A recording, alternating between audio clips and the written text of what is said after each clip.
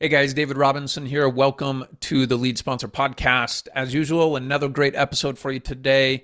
We are diving into the self-storage and mobile home park space today, talking with a lead sponsor who has acquired over 33 assets, valuing roughly $92 million.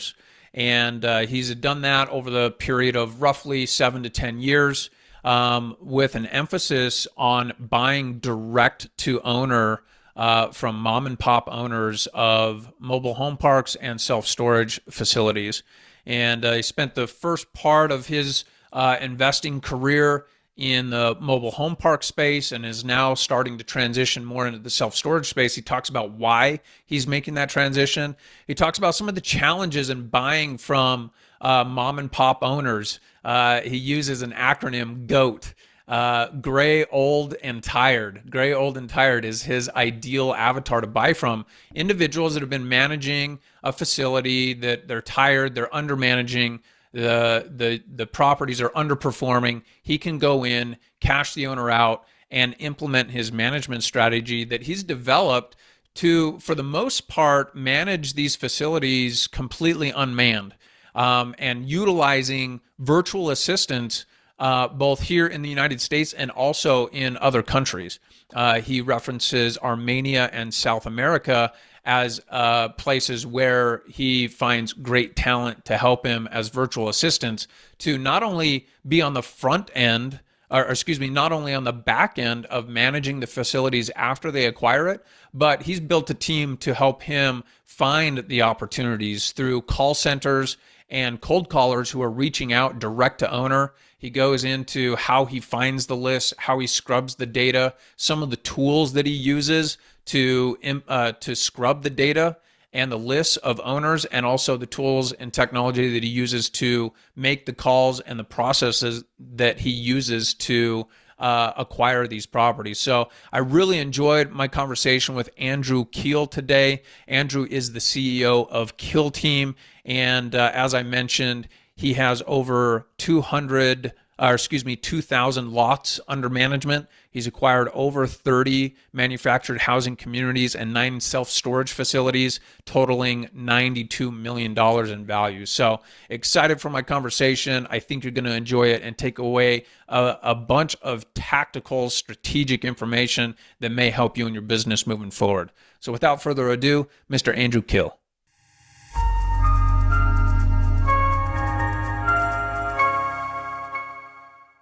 Mr. Andrew Keel, welcome to the Lead Sponsor Podcast. Appreciate you coming on and spending some time with us today.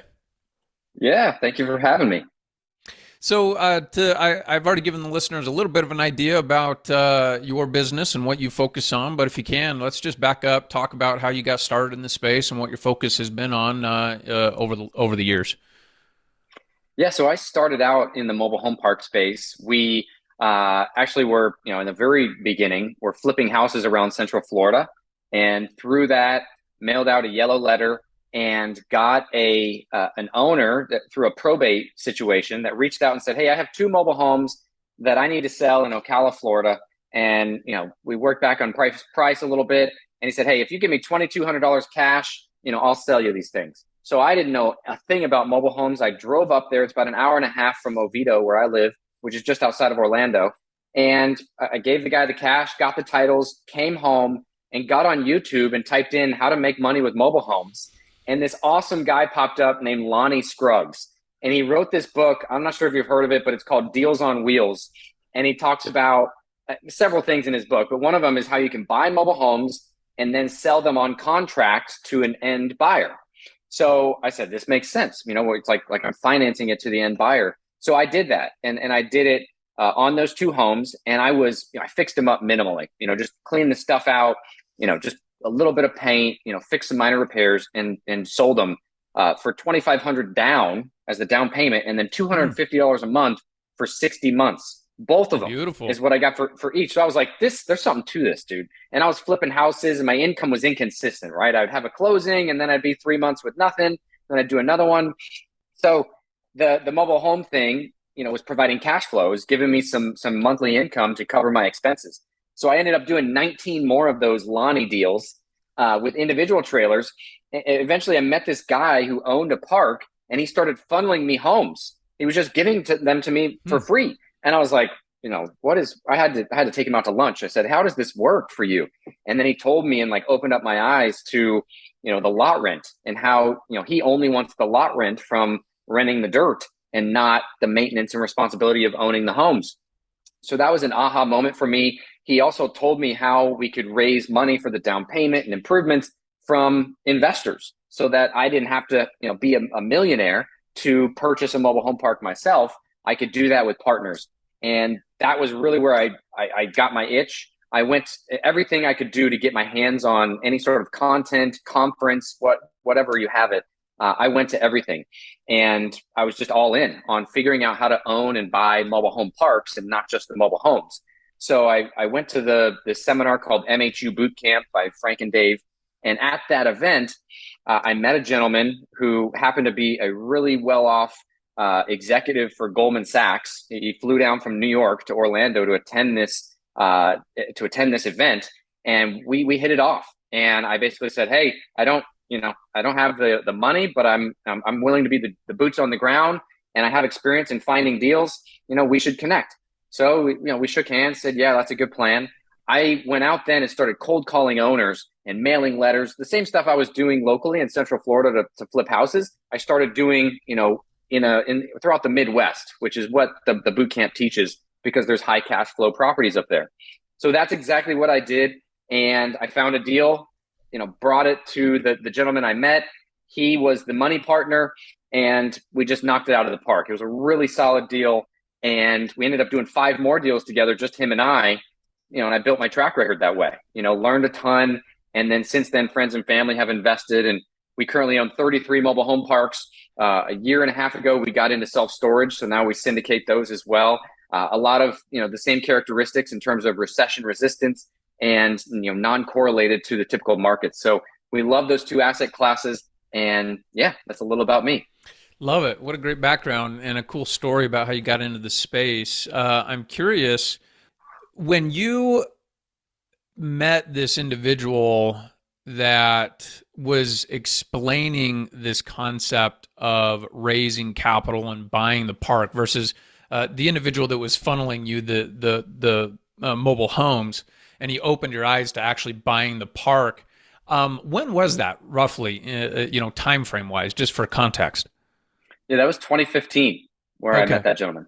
Okay. Yeah. Cool. So 2015, that was your first real exposure to the possibility of this, syndication model of raising equity from other people, going out and buying larger assets. And at that point in time, I think you had said you already had acquired 19 homes, but you Correct. didn't own the lots, right? These were just the homes that you were selling on contract to the end user. Is that correct? That's correct. Yeah, personal property. So there wasn't all the benefits of real estate, depreciation, financing, and so forth. But great cash flow play, right? Because you Great, were great basically cash having flow. the cost of the home covered by the initial down payment from the end user, and then just it's gravy from there. Exactly. And that money was my seed money. That covered my expenses so that I could literally go all in. I stopped flipping houses and said, "No, this is the path I want to take." I went all in, burned the boats, and said, "I'm going to buy a mobile home park. I'm going to figure out how to do it." And that was the money that helped me do that. That's cool. And again, for context, when did you buy your first? So that was 2015 when you were first exposed to it. When did you buy your first park with this partner that you ended up meeting? Yeah, so my very first mobile home park was in 2017. June of 2017 is when we closed on that one. So it took a while to, find all the pieces and get educated. But in June of 2017, it kind of got momentum. And then we actually closed on 5 deals in the next 6 months. So Oh, we wow. really got going. Yeah, law of the first deal, right? A lot of people talk about that. You get that first one under your belt, and all of a sudden the floodgates seem to open. Okay. Exactly. So, 2017. Now, what does your business look like today? I know I mentioned in the intro, you've acquired roughly over $90 million of mobile home park and self storage. You currently have about 2,000, maybe more lots under management at this point. What does your business look like today, and what are you focused on moving forward? Yeah, great question. So we have, for today, we have 33 mobile home parks under management. It's about 2,100 lots. And the goal is, we've refinanced, I would say 90% of those, in the Hmm. last couple of years into long-term 10-year debt with Fannie Mae. So we're locked in on those. We're getting our management systems really dialed in because we manage those in-house. It's all Hmm. vertical. So that's very set up and sustainable. On the storage side of things, that's what we've been focusing on more recently, because we're being more opportunistic. The mobile home parks. There's a couple things that play there. It's getting harder to find really good deals, and then also, we know what our strike zone is now, right? We've taken Hmm. on heavy value add deals. We've taken on some stabilized deals. Now we know when we see a deal what our strike zone is, what the market needs to look like, what the average age of the homes needs to look like, what the utility infrastructure needs to look like. So we've got our strike zone, dialed in there, and we're probably going to do less deals, but we still love mobile home parks, and we're still going to be pursuing those. On the storage side of things, we're targeting storage facilities that are smaller than what the private equity groups are looking for. So 20,000 net rentable square foot, all the way up to 50,000 net rentable square foot. And our whole model is buying from mom and pops and converting them into an unmanned facility model where people can run these facilities, or people can rent from these facilities, with a no touch, process, and using a lot of the website and software and a call center to put that Hmm. together. So that's been really successful for us. And same with implementing revenue management, where some of these mom and pops we're buying from off market, are running it from a flip phone and a yellow pad of paper. And typically 20,000 to 50,000 rentable square feet, roughly from a unit perspective. And I know obviously a bunch of different unit sizes, but just generally speaking, what does that look like? Yeah, I would say 200 to 500. It Okay. depends on the unit mix. Okay. Great. And when you say mom and pop, and it seems like that's sort of an area that you focused on, not only with self storage now moving forward, but also in the mobile home park space. Is that correct? Was that your That's main exactly right. source? Okay, so let's dive into that a little bit. I'd love to hear about the process that you've gone through to find, uh, you know, what it would seem to be off market, not through a broker, direct to owner mobile home parks as well as self storage facilities. Talk to us about the process that you go through to do that. Yeah, so the first thing is the list, right? You're only as good as your data. So we start with our list. We have a team of VAs that'll scrub that list and skip trace, going through the proper steps in order to find contact information for the owners that are on public record, going through LLCs and, Secretary of State websites and the whole bit. So now we're finding the contact information for these. But I think it's, even if we take a step back from that, we took a list of all the self storage facilities in the United States and then funneled it down to facilities that meet our criteria, right? Are within an MSA with 50,000 or more population, meet our size requirements. Size and location are our big things that we look at. And then we filtered through to find the owners. And then we have a team of cold callers, 8 cold callers that work part time, that literally hit the phones. They use our script and they're talking to these owners and, basically getting them interested in hearing an offer, right? And then Mm. from that point on, it funnels through, if they're interested, to our warm lead acquisitions manager, and then it funnels through to under contract and the transaction coordination team. So out of the 10 deals a year that we do, 98% of them are off market. Like, Hmm. it's very rare we buy an on market deal. And just for context, what's the typical? I mean, you've acquired roughly 30 deals, and it's roughly $90 million in value. So, what's the typical purchase price of a mobile home park? Yeah, I would say around 2 million, is a good ballpark average for Hmm. us. And how many lots does that typical park have included? Typically between 50 and 99 lots. So it's the Okay. same kind of model. The big private equity groups, they want the bigger properties that are more scalable, where we're able to still find properties that are grossing over 20,000 a month, uh, that have inefficiencies, and add Hmm. value to those, buying from mom and pop. So it's very similar. Mobile home parks, 50 to 99 lots, storage, 20,000 net rentable up to 50,000. is a good sweet spot where we're able to find opportunities direct to owner, and we're not competing with the big boys.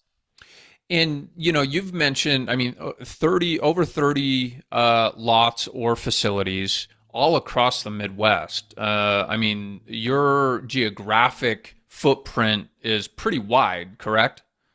It is. Yeah, that's correct. Our mobile home park portfolio started in the Midwest, and I'd say 80% of it is still in the Midwest. The self-storage, it's a little outside of that. It's quite a bit outside of that because of the unmanned model, where we will have Mm. a representative that goes to the facility twice or three times a week, mainly for maintenance issues and putting on overlocks. But then everything else is handled in the corporate office through our call center. So let's sort of compartmentalize the two. Then let's stick to the mobile home parks. Yes, the mobile home parks for the moment, and let's talk about the management side of that. Because even with the mobile home parks, you have a still a pretty large geographic footprint. I mean, you're in multiple states, even just with the mobile home parks, correct? Correct. Okay.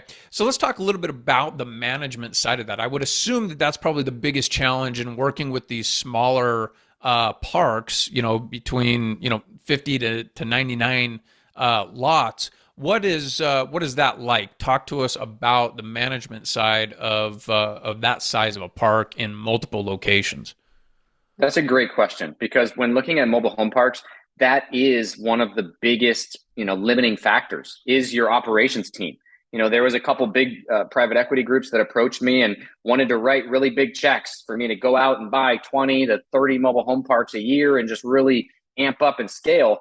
But my limiting factor is the people, right? I can't do that if I don't have good people around me that, I believe in and trust to be able to scale that big and effectively, hit our business plans, right? And execute Mm-hmm. the value add plans. So the mobile home park management is intensive, and our model is the tenant owned model where the tenants own their homes, but there's still infill projects where we're Mm-hmm. buying something 70% occupied. We need to, fill up the 30% and buying those homes, bringing them in, getting them set up. It is time intensive and it's a project, right? So finding good people has been helpful. Also, we leverage VAs. We have about Mm-hmm. 18 people in our property management company, and we've been able to find really good talent in two areas. One is Armenia, and the other one is in South Africa. We're able to get Hmm. three people overseas for every one U.S. based person in terms of compensation. What they will receive for full time work. So that has enabled us to really have a lot of hands to help us with these different tasks, and then we silo them, right? So this one does background checks. This one will do the marketing for home sales. This one will do something else. So that has really helped us scale to this point and be efficient with our growth. And does on the management side of the mobile home parks, does it require someone to be boots on the ground in the park, or is everything mobile for you guys with the mobile home parks as well? It requires someone in the park. So we'll Okay, have typically the tenant with the nicest home that typically is on a fixed income and is home all day anyways, and they'll be the queen bee of the park and keep an eye on gotcha. things. But it's a very part-time role, right? I mean, it's time intensive in the beginning of the month when we're doing collections and things like that. But it dies off and is very manageable. So we do have a boots on the ground tenant that lives in the park that'll help pass out notices and things like that for us. But no one from your team that has to go and manage boots on the ground there locally. We'll visit the parks every quarter, but beyond that, the boots on the ground person is more than enough. Is a tenant. Yeah. Okay. Great. And so when you and just to continue to stay on the mobile home park track here, when you're sourcing these, you referenced, hiring VAs, having sort of a two-tiered approach where you have the cold caller making the completely cold outreach to the owner, trying to identify that if they'd even be open to an offer, and then moving them to an acquisitions manager. Talk to us about that process. How do you go about finding a VA? What kind of script does this sound like? And what's the process for handoff and then writing an offer, analyzing the deal, etc.? Yeah, great question. So the first thing is the data, right? Going back to that and making sure you have good data. So we have a whole process of how to, skip trace LLCs and find the owner contact information. And then when you skip trace someone, you typically get like 8 phone numbers, right? So the cold Mm-hmm. callers are calling through all 8 of those phone numbers, and then when they find, the direct number for the owner, they'll star it and get rid of the other ones. And then that's when, our lists get better, right? They'll get better over time. And if that number changes, then we'll send it back for more data. But that's really where it starts. Then, the cold callers have a script that we use. We've been using it for a while now, and it really just gets them interested, right? It piques their interest into selling the property. But it's not going to happen overnight, right? From a Mm-hmm. cold call to the time we get something under contract, typically is around 3 months. It takes Mm. time, it takes nurturing, because the cold call is just piquing their interest. And then after that, it's a lot of follow up and negotiation to get to under contract. And then after it's under contract, we have a signed purchase agreement. Then we will pass that on to our transaction coordination team and underwriting team, who will put together, the business plan and proper assumptions and so forth. So does that give you kind of Yeah, a ballpark? absolutely. Okay. I'm curious, what tools do you use? Tools, technology do you use in the process of refining your list or acquiring your list? And then what do you use to go out and find your VAs who are actually making these calls? Yeah, so we started out using like Elance, like your typical VA, website, but we quickly found that if you go direct, like to the websites that are more what what the locals are using Mm, in those countries, it's a lot better, right? So in mm, Armenia, there's a specific one, and I don't recall the name right now. I think it's like staff.com or something like that, or mm, staff.am.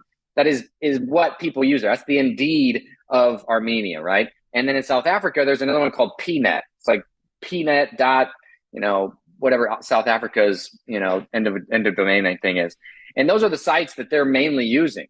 And so we're using those sites, and our processes in our job ad. We have a video link right at the top. And the video link is me standing there saying, hey, this is what our business does. This is what we're looking for. And then we have a description below it. But it goes into the details. And then I think one of our most important things that we do is we use something called predictive index when we're hiring. So it does a personality assessment, and it also does a cognitive assessment. And those are just really invaluable. We've had really great results matching people to their natural, God-given talents. And that mm. has been huge for us to put people in the right seats on the bus. Yeah, love that. And then as far as tools or technology that you use to refine the list and actually make the calls. Yeah, so we use Mojo Dialer. We use Batch, to skip trace a large amount of people. So those are two big ones that we're currently using. And for those that are unfamiliar, Mojo Dialer is just a like a 3-line dialer where people can dial multiple numbers at the same time, and you can manage your entire call team. Is that correct? That's right. That's exactly Okay. right. So it's pretty creative the way you can get your call numbers up. And have you used it at all, David? Yeah, yeah. I've been in the real estate world, so Mojo's pretty popular in the residential brokerage space for sure. And then batch skip tracing sounds like is how you find your data and refine your data a bit. Okay, That's great, correct. Yep. cool. So, and you've acquired, the vast majority of your deals this way, not through a broker, not through any type of other broker relationship, just strictly reaching out to the owner of the property. What's your typical profile of a seller? Like, what's their motivation? Is it just? Yeah, I mean, I'll let you sort of Yeah, answer that question. we have an acronym we use. It's called GOAT. We want to find GOAT sellers, gray, old, and tired. That's the avatar that we're looking for. I love it. And I love it. and, and every time, if we look back at the acquisitions we've had, that's the motivation, is they would like to retire and move on, and go live on a beach somewhere and not worry about 67 tenants up in you know St. Louis, Missouri. Yeah, perfect. All right, so let's move on to the self storage aspect of your business. So, in the last, you've just pivoted or at least added this new vertical in your business in the last roughly year and a half. And how many self storage facilities have you acquired? 9. 9. Okay. And similar process to the mobile home parks as far as finding off market deals, or have you found yourself leaning more into the broker space to acquire those 9 facilities? Yeah, we haven't acquired one of them via a broker. It's all been off market.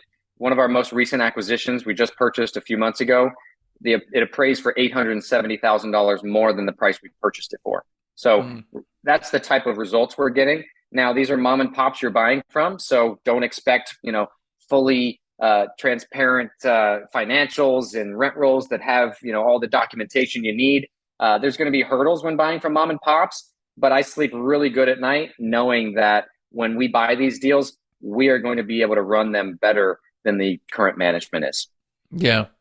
And so, from a performance standpoint, with your now, granted, you started in the mobile home park space, at a period in time where there was probably less competition. So, some of those early parks that you acquired, I'm sure, have done very, very well for you over the years. But if we were to compare apples to apples today, where are you finding the better opportunity inside the mobile home park space or the self storage space? Today, I think mobile home parks are a buzzword, right? They're very popular. People like Brandon Turner and Bigger Pockets have really, exponentially, started to bring a lot of investors to the space and to start looking for new deals. So it's getting more competitive.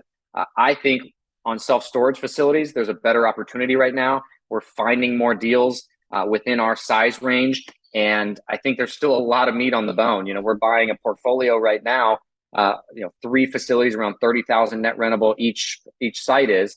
Hmm. And, they're all, combined together like 25% under market on their rental rates. So little things like that. I'll tell you one story. We bought a facility from a guy in Round Rock, Texas. He was only open Monday, Wednesdays, and Saturdays. And he had a separate phone to answer facility phone calls on. And if you wanted to rent a unit from him, you had to come to the office, sit down, and manually fill out, the lease agreement Monday, Wednesdays, or Saturdays during office hours. And then he wondered why his occupancy was 80%, but the extra space and public storage and all those that are around him are near 100%. So those are the type of deals we're finding, and we're saying, hey, this is a green light. We can run this better than this current owner is. And tell us about the unmanned model. Like, what do you have to implement to successfully, put an unmanned model in place? Yeah, so the call center is key, like more than ever. And then also clear signage and someone that's going to actually answer the phone that, when someone calls the number on the signage. So we use things like QR codes, big signage that has QR codes and then phone numbers, right there, very visible so anybody can call us and then someone always picks up the phone. So that is really important because from a customer service standpoint, people like that. And, honestly, millennials who are renting a lot of our units, they prefer the no touch model. They want to be able to do it on their phone, quickly get a gate code, have access to their unit. They open the unit, there's a lock already sitting there ready for them. And, from a collection standpoint, we can go into details on that, but, the overlock process with Da Vinci locks, where literally if they don't Talk to us pay. about that. I'm unfamiliar with that process or what those are. So maybe describe that for us. Yeah. Yeah. So basically it's someone will have a lock on one of their units.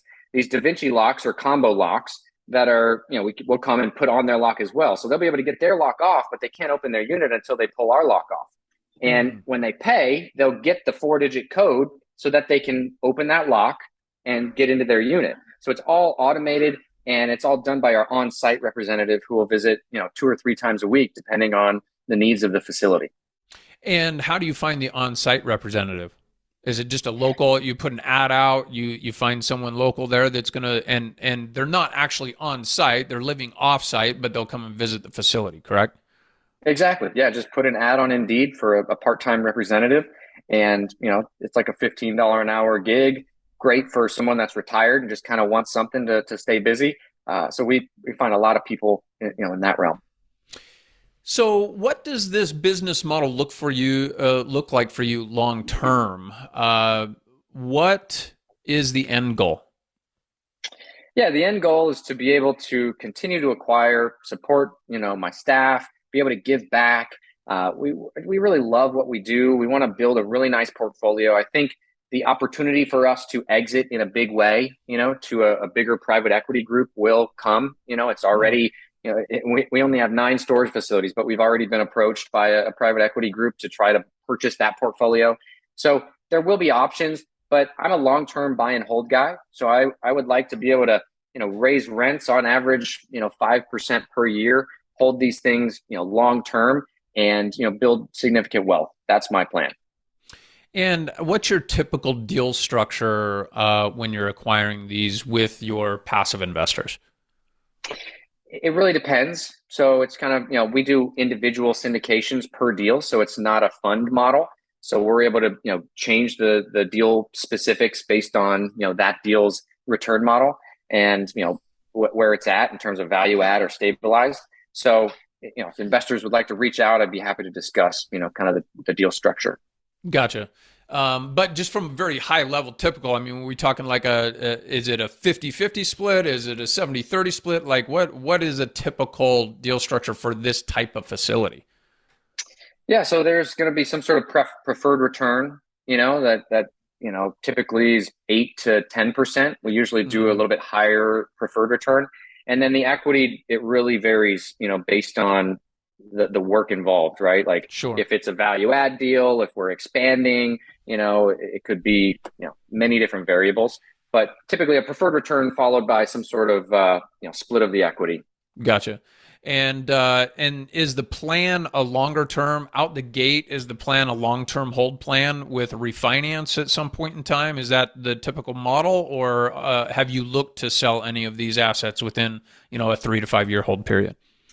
The plan's always going in is, hey, we'd love to buy and hold this asset on a 5 year time horizon, refinance year 5, return the initial capital, plus whatever preferred return there is, and then hold it long term. Our investors stay in after the refinance. There's not like a buyout, so they'll stay in and then hold it with us into perpetuity.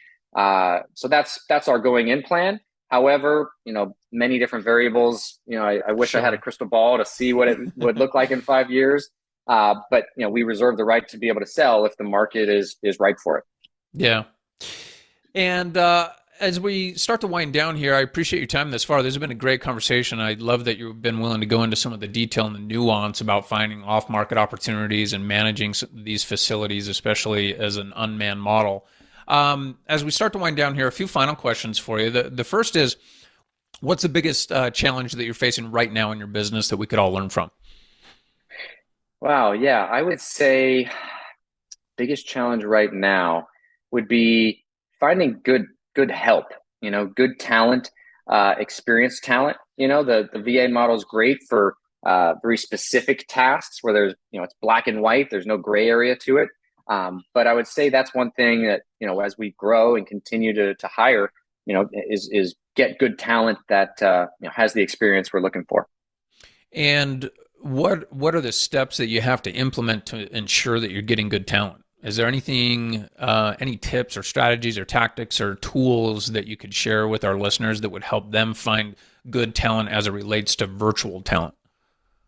Yeah, so with virtual talent, that's it. The predictive index that I mentioned has been working wonders, right? Because you'll really find that detail-oriented person that would be great to help with underwriting, or you'll find the really driving person that would be better at sales. So that really kind of helps you identify if someone's just applying for a job to apply, or if they're a personality fit. So that's been invaluable to us.